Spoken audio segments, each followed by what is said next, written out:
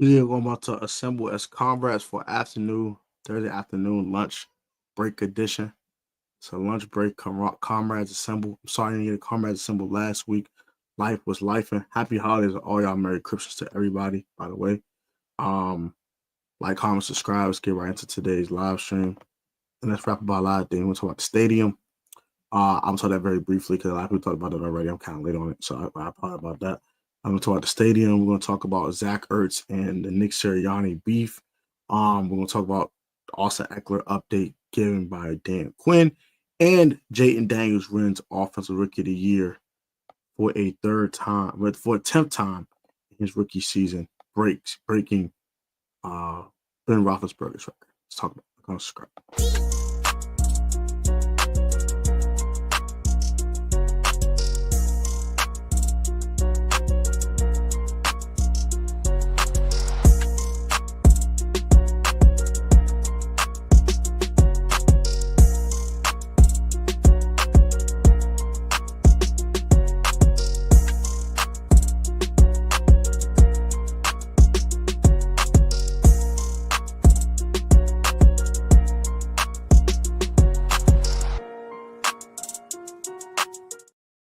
So what's y'all, man? Welcome back to PSN Commands Network with Tony, aka Tech. Back with another video. You know what I'm saying? If I get to a glory to God, and I'll be rocking, man. Shout out to Jalen's dad. Y'all know I'm about to drop that Bible verse for y'all. You know I'm about to bring out that Bible verse today. I know I'll be rocking. Let's get to the verse today. I got a couple ones. So this is, we'll talk to sell your soul topic. You know what I'm saying? We got a lot of these celebrities selling their soul to the devil for riches and all this type of stuff. And even Jesus was pushing Satan away during his time of life. Satan came to him after 4 years and 40 nights and was trying to get him to sell his soul to the devil. And God was going to give him the entire world. And he said, Matthew 4:9, he said to him, all these I give you if you fall down and worship me. Boy, stop. Another example of it is, so God loved the world. He gave his only son. Whoever believes in him should not perish, have eternal life. Of course, I want the one that really resonates with this topic. I need don't have the Luke 4:13 when the devil ended every temptation, he departed from him and 2 times. I don't have the Mark verse. It doesn't have the Mark verse. I don't know why I can't find it. Mark. I'm gonna find out. I'm gonna find out specifically. There we go. So Mark 8:36 says as follows: What does it profit a man to gain the whole world? So this is what Satan tried to do to Jesus here. He wanted to give him the entire world, yet forfeit his soul. What is good for anyone to gain the whole world, yet forfeit their soul? And what do you benefit if you gain the whole world but lose your soul? You benefit from nothing. You get temporary riches. You don't get nothing out of it. So you gotta understand, man. These people come to you with all these deals and all these things to give you the whole world, and you get rich and you get all these worldly things. You understand, bro? It's a spiritual battle out here. Love y'all, man. Let's get right into the comrades assembled up. So we assemble as comrades. Shout out to Jalen's dad, #1 football fan. Appreciate you, man. Appreciate you asking for that Bible verse as well. Jalen's dad, good looking on that. I appreciate the love, Brody. But yeah, man. So a lot to talk about. Let's start with JD5. Come alive, look alive. Sorry, JD5, man. Matter of fact, shout out to the Eagle fans. Y'all suck. I don't even know your mouth. I'm tired of y'all Negroes, bro. Matter of fact, I forgot about something. So on Comrades Assemble, you guys can hop in here and talk to me in multiple ways. You can hop on that StreamYard link right there. Also, I have a banner here with this phone number you can call anytime during the live stream as well. So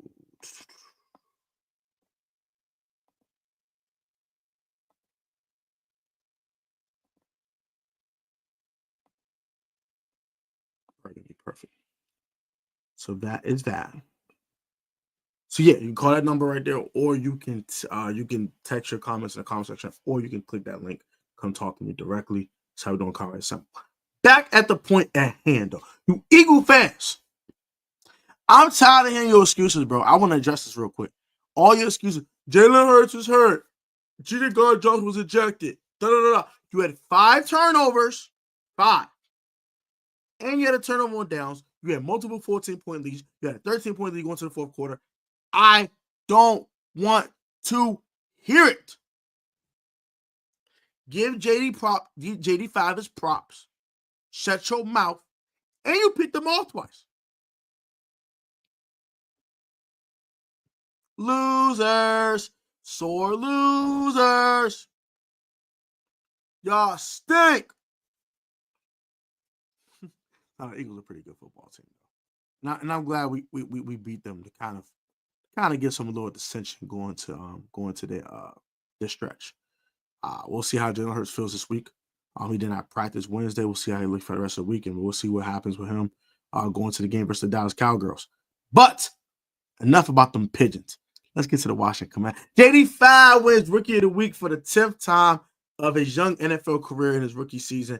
That breaks the record of Ben Roethlisberger winning it 9 times. He's winning 10, and they have 2 more weeks left to play.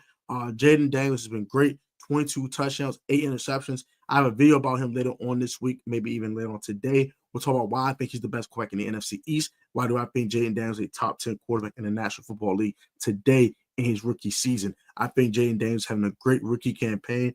I know he had a rib injury that kind of had him compromised for 3 games. In the one game he played really bad and he had a short week. Did not look great versus the Philadelphia Eagles. He played like cold garbage. Don't call what it is. JD5 was cold garbage.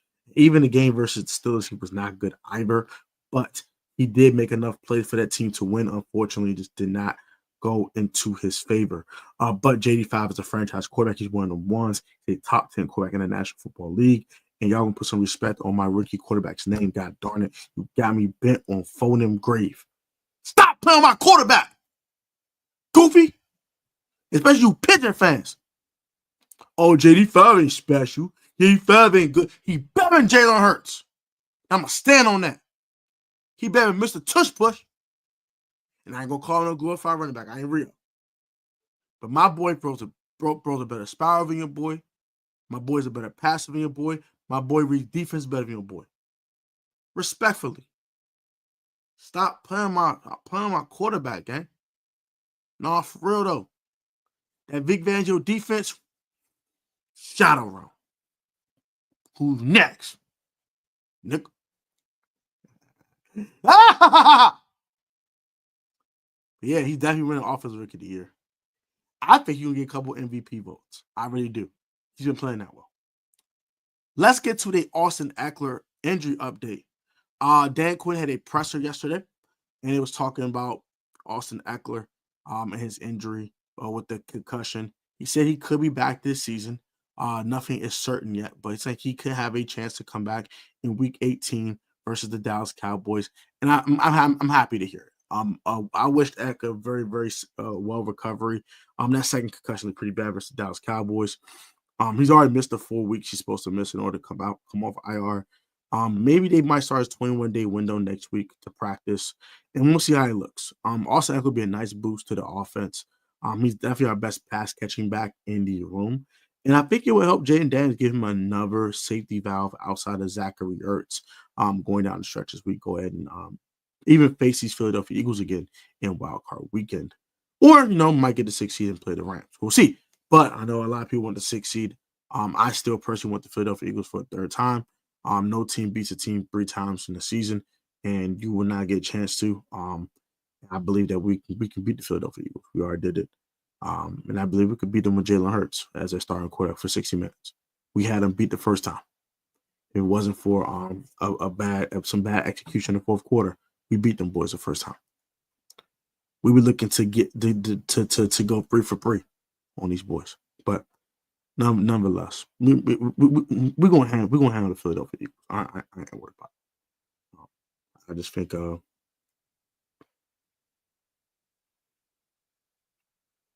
Yeah, yeah. You know what? I think both his concussions were special teams plays.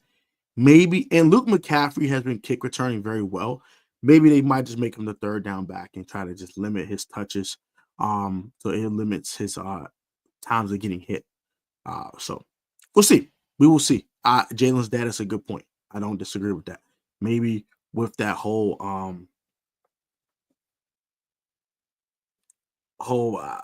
concussion thing going on with him with two concussions.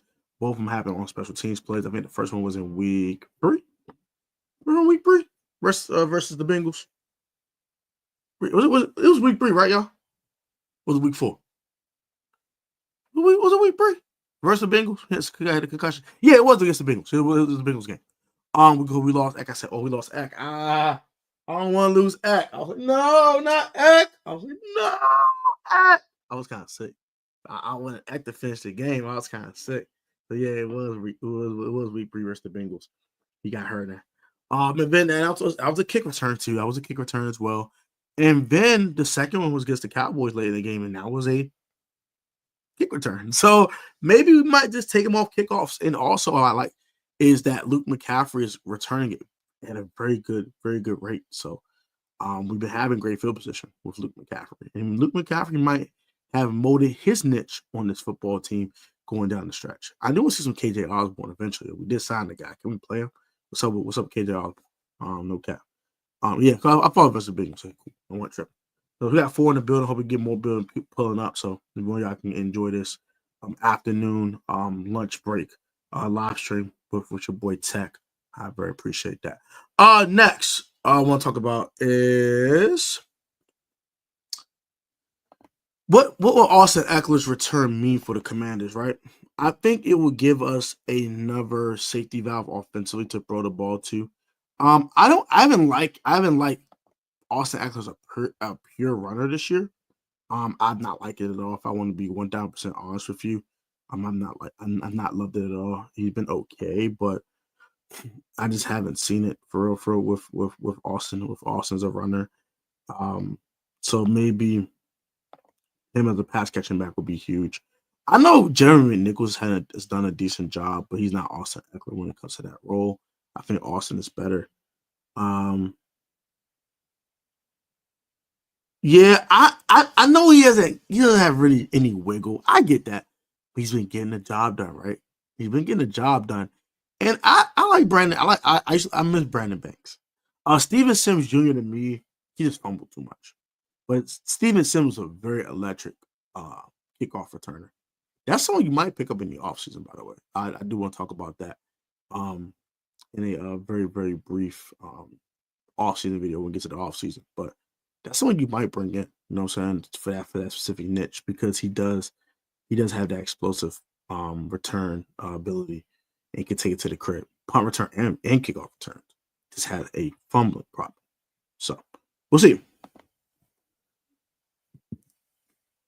Yeah, he did look good early. It's like I feel like the last 5 weeks he was carrying the football, it's like the vision was a little off. But yeah, early season, he was carrying the rock pretty well. I just haven't liked what I've seen overall this season. Especially after like week 6 or week 7, he wasn't running the ball as well. So maybe give him a carry here and there. But I loved him as a pass catching back though. All season, he's been making clutch catches all season. He had a couple nice runs. The Browns run, he had like 40 yards on. That was a heck of a run. He had a nice run against the Bengals for 22 yards for a touchdown run as well. So he's had some good red zone carries as well for touchdowns. So he's been a decent ball carrier. I might have been a little too critical, but I do prefer him in more of the pass catching role. Especially with Brian Robinson kind of struggling last week in the Eagles game with 2 fumbles. He only had 24 yards off 10 carries. He had a couple of nice clutch carries, by the way, shout out to B-Rob. But he did fumble the ball twice. So maybe having Austin Ekeler back can kind of dial down Brian Robinson a little bit as well. And maybe get some carries to Austin Ekeler. So yeah, I think that'd be interesting. I would love to see Austin come back this season. That would be a beautiful thing, and I hope he can.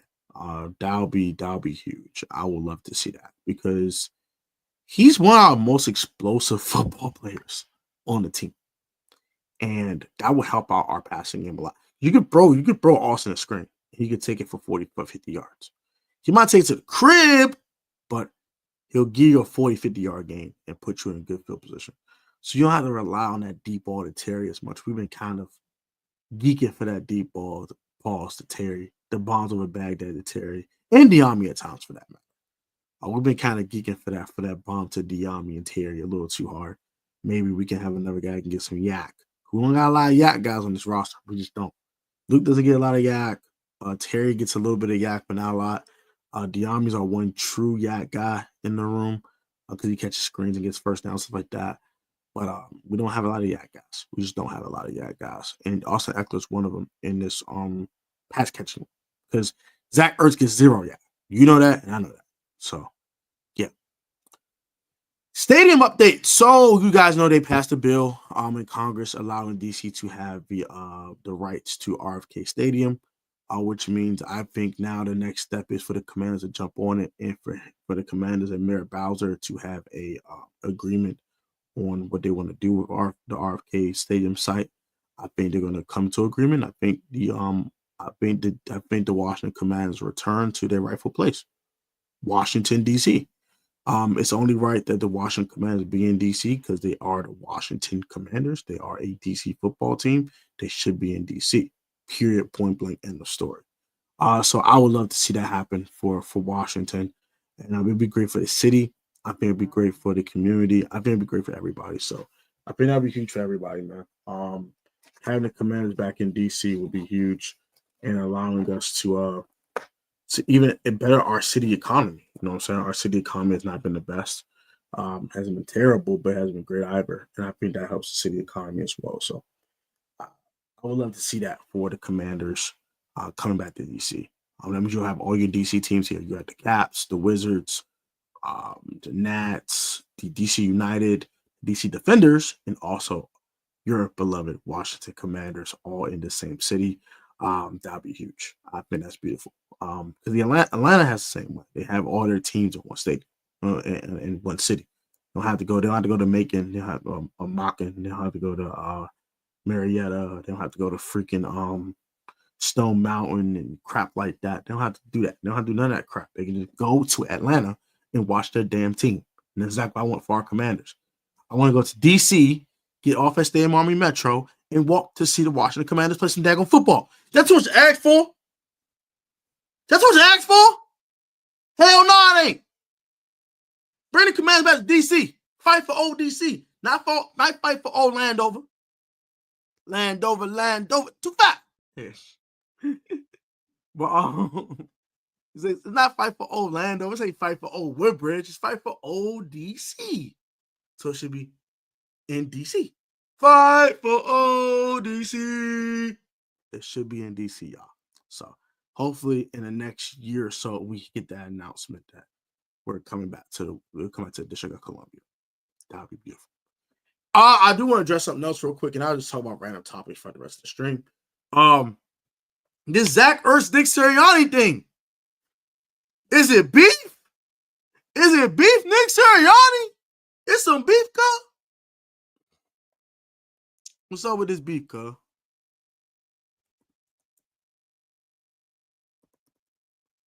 I heard some beef, cuz. I heard it was some beef, cuz. It's some beef, cuz. It's some beef, cuz. I heard some beef, cuz. Did y'all hear about that beef? Did you hear about that beef? We gotta find out about this beef, cuz. What's up with this beef, cuz? Is it beef?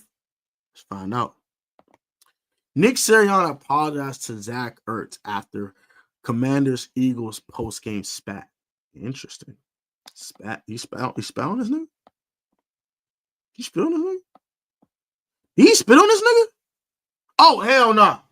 I know Nick Sirianni ain't been spit on this man, gang. He spit on this nigga? Let me stop playing. Let me stop. Philadelphia head coach Nick Sirianni reached out to Zach Ertz to clear the air with the Washington Commanders tight end, according to Jeff Lane of the Philadelphia Inquirer. Okay. Clear the air about what, though? I don't know what they cleared the air about. But they cleared the air ball, y'all. What they clear the air ball, gang? Is it beef, cuz? McLean reported that Siriani and Ertz had to be separated by Eagles chief security officer Dom. That nigga, bro. That nigga there, bro. I don't trust that nigga, bro. I don't trust that nigga, bro. I don't trust that nigga. I don't trust that nigga. I can throw that nigga, bro. I don't trust that nigga. I don't trust that, bro. I don't trust bro at all, bro. I don't trust that, bro. I don't trust bro at all. I think he's goofy. He be on some other sneaky stuff. After Philly's 36-33 loss to Washington Commanders, with neither shedding any light about what they said to one another, the report can only offer that their brief dust-up saw Ertz take exception to a comment Siriani made about his performance in the game. What? So Nick Sirianni like, man, you play like trash today, boy. Man, we glad you ain't bring your goofiness back. Oh, you what? What? Man, nigga, what? Stop playing on me, Slim. No, chill on, Zach. No. What's up with him, Slim? You suck, bruh. You team will never win a Super Bowl with your head coach. You nigga. You a bum. You bum. You trash, nigga. On phone now. Trash. Garbage. Garbaggio. Basura. You hold your team back, Brody. You suck.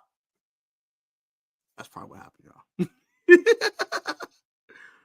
McLean reported that Siriani said questions a part of the Ertz on a Zoom call. Ertz spent 8+ seasons with the Eagles, getting traded to the Cardinals midway through the 2021 NFL season. He is second in franchise history in receptions and fifth in receiving yards, 6,267. And you know this Zachary doing his Doug Dizzle right here. You know what I'm saying? Is that Carson Wentz at quarterback? I think that's Carson Wentz at quarterback, I think. Yeah, I'll take a white side. This is old. I don't want no copyright. I don't want no damn copyright. I think it's Carson right there.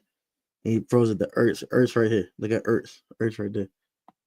Oh, man, Ertz. The 34-year-old does not have a lot of history with Siriani, though. Siriani's first year as a head coach is when Ertz got shipped out of town, but he doesn't have any experience on Philly coach. So he didn't have any experience on Philly coaching staff before that. Oh, interesting. Siriani was highly complimentary, the 3-time Pro Bowler when the Eagles and Commanders were preparing to cross pass in Week 11.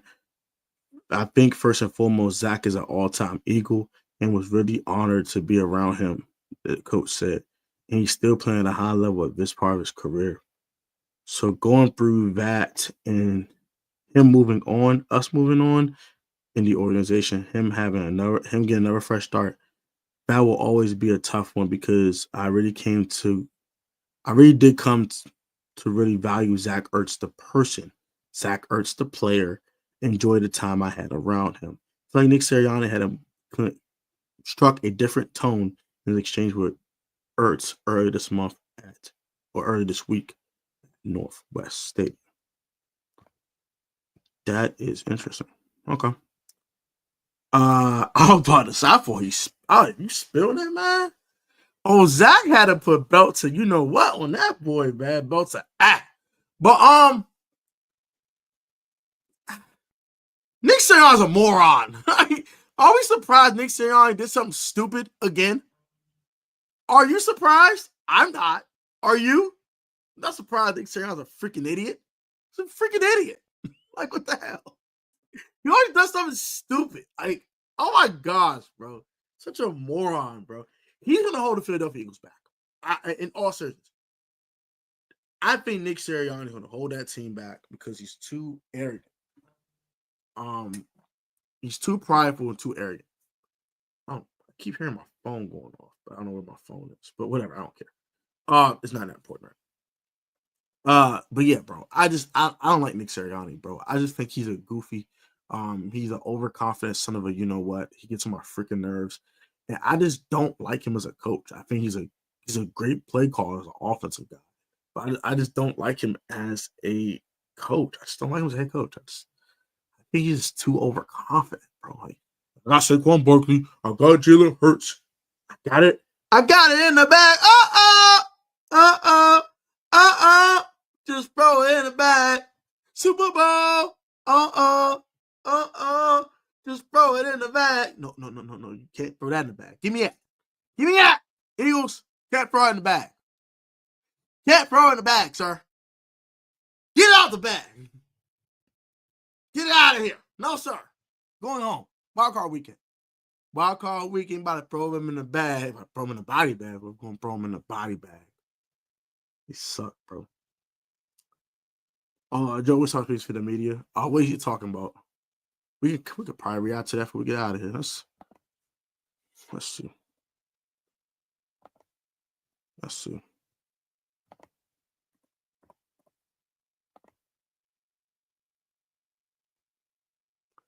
Let's see what Joe Witt's talking about.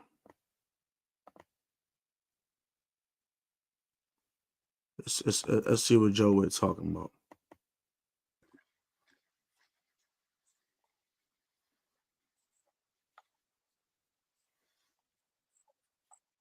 More the Rams versus his own personal flavor on this offense? It's not as much as the Rams as I thought it was going to be. I think it's a little bit more of him.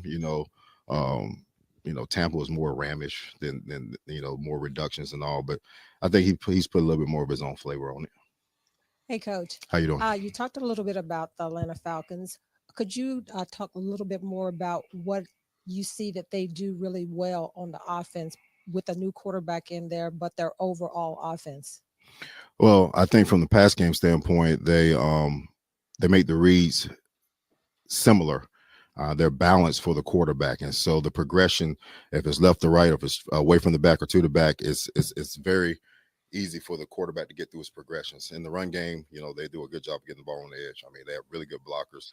They really get to the second level quickly, and they're able to get the runner onto the second level.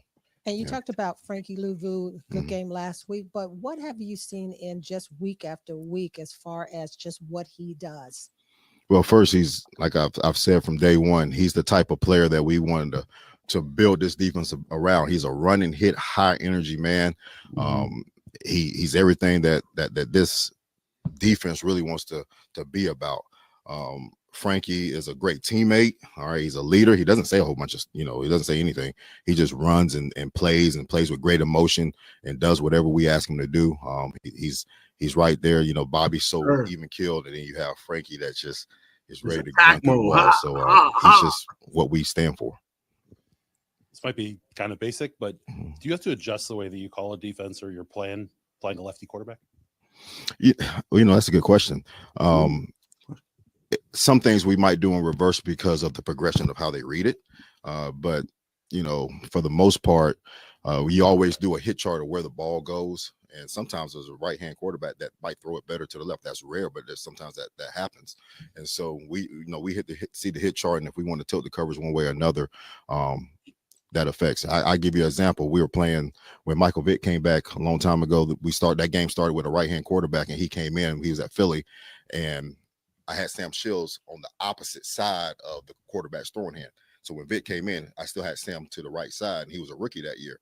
And he gave up a touchdown. Well, I should have flipped him once he got in and put Tremont on that side over there, which I didn't, but then it hit me like, okay, he's to the quarterback's throwing arm. So that's a very good point. Okay. Just wondering about John and how you plug him back in whenever he gets back on the field and how he can help you at this stage. Oh, I'm excited. With the opportunity of getting him back, hopefully that happens when he gets back in. Well, I'm sure he'll be on the pitch count, but I don't know what that number will be. I'll let the medical staff and AP and DQ lead that way. But he gives us just another veteran player, high pedigree player that can go in and give those quality snaps inside, that can get after the quarterback, push the pocket, be disruptive. So we're excited to get him back. All right, y'all have a great one now.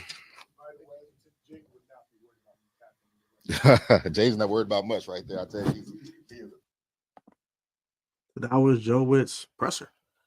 And that's gonna probably be the end of this live stream. I hope you guys enjoy it. My thoughts on that. Joe Witt talked about how playing against a lefty quarterback. Lefty quarterbacks are a little tricky because everything's in reverse. So he'll see how they read the offense during the game and adjust as needed.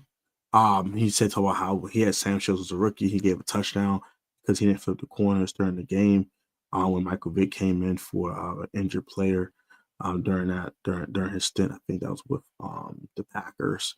So that was interesting as well.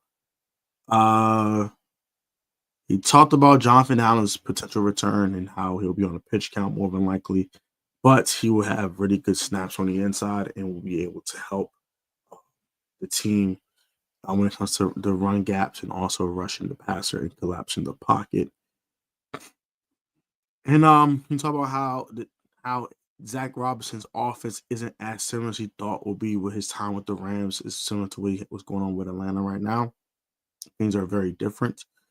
He can't use that tape from the Rams to directly correlate with the Falcons' offense. Attention to detail. Cliff don't say much. Honestly, I don't watch Cliff's pressers because Cliff doesn't say much. Cliff is very, very tight to the vest. But we're gonna watch it if you like to. But we'll watch it, I guess. Cliff ain't gonna say much. I know Cliff isn't gonna say much. Cliff doesn't say anything. Cliff is very, very, very tight to the vest when it comes to his pressers. We'll watch it. I guess we'll watch it real quick. Why not? Shoot.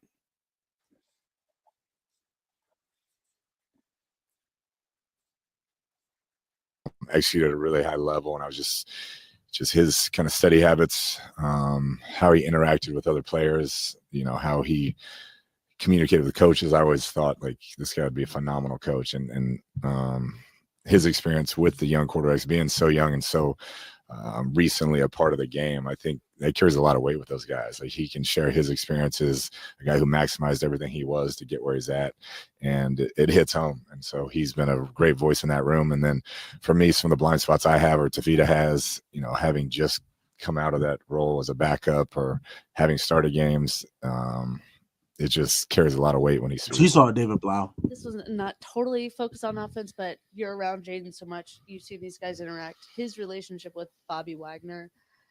How have you kind of seen that grow? I mean, it seems like they're always just, taking shots at each other. Yeah, they playfully, but a lot of trash talking. But I think Jaden, he has great self-awareness, great situation awareness. He knows like that's what greatness looks like. The level he's done it at for so many years, how he carries himself, how he studies, how he plays the game. And that's, I know, a goal of Jaden's is to be known for a guy who does it the right way on and off the field. And there's no better role model to have in your locker room than Bobby. And you talk about with the run game in practice, what little things are happening in the game that you think could be cleared up by practice? Yeah, I think just a little bit too much paralysis by overanalysis. If you're going to make a mistake, we got to make it full speed. It's the picture is going to change. Defense are going to do different things, show different fronts. But I feel like there's some hesitation. We've got a bunch of smart guys up there that have done a great job sorting things out. But I feel like we're not just firing. We're kind of waiting at this point. And it's like, hey, we're going to cut it loose, play downhill. If we make a mistake, we'll go full speed and let the backs play off of it. And how has Ben Sinnott developed in both roles, pass catcher and blocker?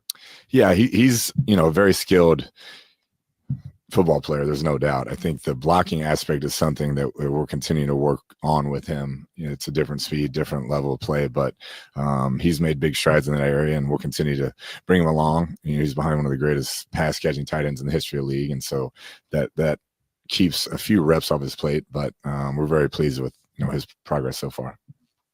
I seem to remember going back even to the preseason, you seem to be with Jaden's understanding of what he's seeing, his leadership, that you were pretty willing to say, hey, if you see something, go for it. What was it about his ability to see things, to lead out there, that for you was like, okay, we're good here? Yeah, just early on. I mean, when he said something and he had information, it was spot on. He nailed it, and he saw coverages and he saw releases and he saw, hey, we got this guy because of this. And so it didn't take many plays into like rookie minicamp. I was like, all right, this guy, he's going to be up here as far as recognizing what he's seeing and being able to communicate like that. And that's huge for coaches to be able to coach off that and be able to help through that, because there are guys who will come up with the reasons why this wasn't over. I thought this, and he just will say it as it is. And he's the first one to say my bad if he screws something up too. So that gains a lot of trust with the coaching staff. And I know that the teaching aspect for him is going to be every day, and not just for this year, but for the years to come. But at this point in the year, when you got down to 2 regular season games and maybe more, is it more about focusing on improving what you're doing already versus throwing in different stuff that maybe ultimately you want that, but maybe it's a little late in the season for that. Yeah, I think with him right now, it's just making sure we don't get bored with doing the proper footwork and the correct read and taking the right check down, which I thought he did a tremendous job avoiding sacks, getting the ball out of his hand, throwing it away last week. Like, don't get bored with making the routine play. I mean, he can do the Superman stuff when it's called for, and he does, but I think that's the deal. Stay within yourself, stay within the system, and when it's time to make those plays, you're going to make those plays. So he did a nice job last week, and we just got to stay right there with it. Apologies for one more Jaden question. No, they're all good, baby. Keep them coming. I can talk about them all day. On the part about him putting things behind him quickly, can we go back to last week for a moment? He threw an interception late in the game. It was really one of the first times late. Fifth turnover late in the game. It's a mistake. Could have lost the game. Was there anything in that moment you can share with us about his demeanor, what was said, to turn back around, get back on the field, and go win the game? Yeah, he doesn't change at all on that stuff. You could just tell from looking in his eye, if we get the ball back, we're gonna go win it. And that was like his feel. That's one of the most brazen throws he's probably made, if you will. And I think he was just trying to make a play. But yeah, he reset, and there was no like, oh, we lost the game, or that's on me. I was like, all right, if we get the ball back, I'm gonna go win it. And that's what the sideline felt, and his teammates felt, and his coaches felt.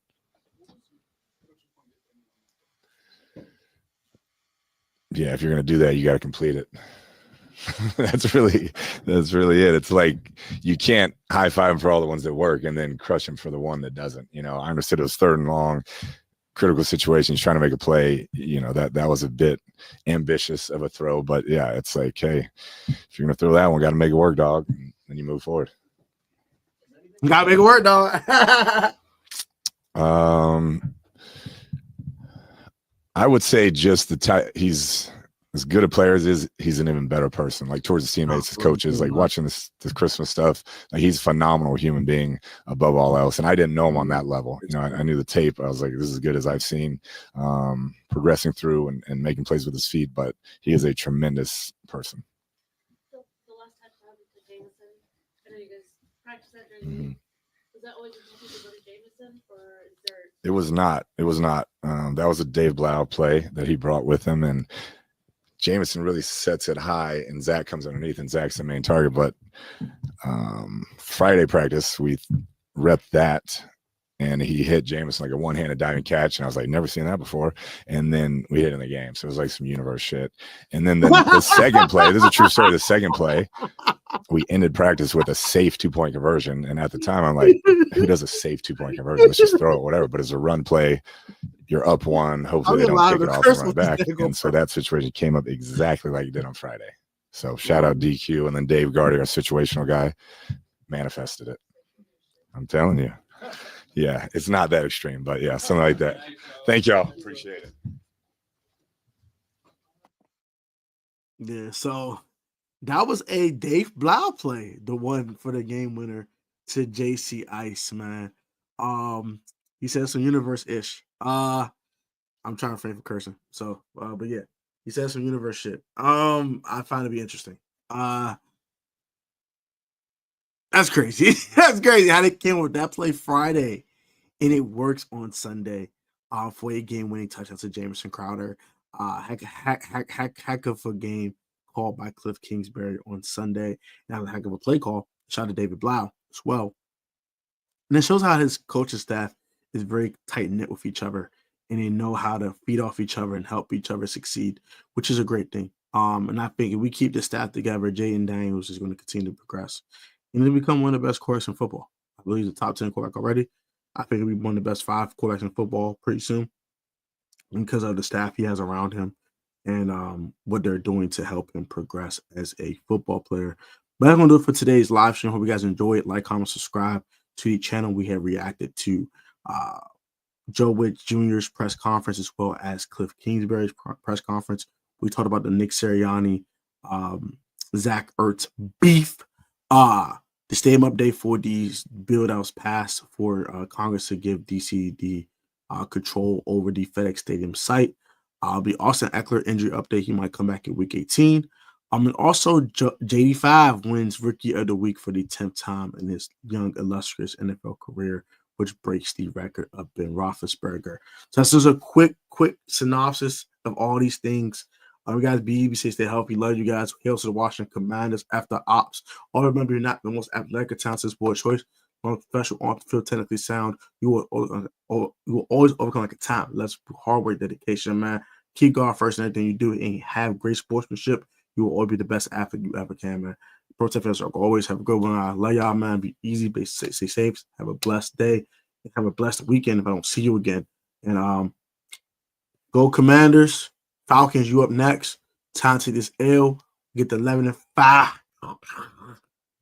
And we get that playoff spot that we've been looking for. And we are in the NFC playoffs. Let's get it, man! 85 coming live!